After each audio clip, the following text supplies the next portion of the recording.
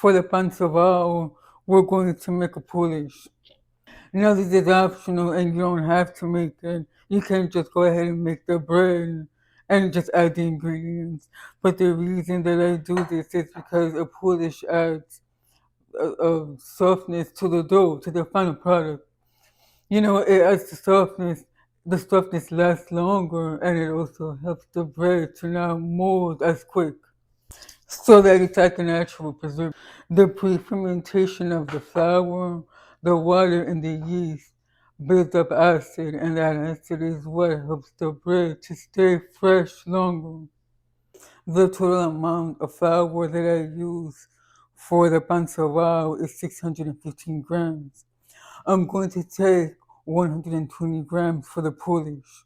So that's 15, no, I'm sorry, that's 20% Polish that I'm using for the bread. So that you divide 120 divided by 615. So that's 20%. When you do Polish, when you calculate Polish for a bread recipe, you take the total amount of flour used and you divide it by the amount of flour that you're going to use for the Polish. And the Polish amount should not exceed 50%. That's what I've learned.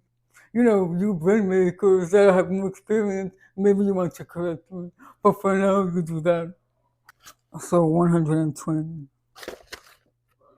Okay, so 120 grams. Ooh. Okay, this is my yeast. I keep it refrigerated. I buy it in bulk, and the second pack is waiting for me in the freezer. I bake bread all the time now. I'm like the bread master. So I'm going to add 1/8 teaspoon of yeast. That's it, just that amount.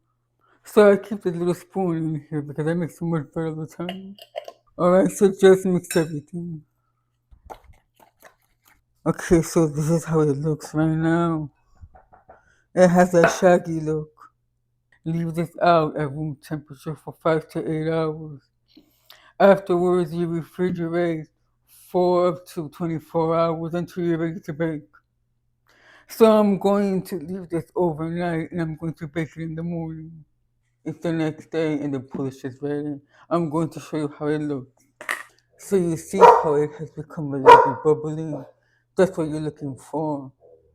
A polish helps bread to the breadcrumb to become more soft. It also helps it to stay fresh longer and it imparts like this nutty flavor. It enhances the flavor of the bread. So I'm going to use this Poolish for Pan Sobao, which is coming next.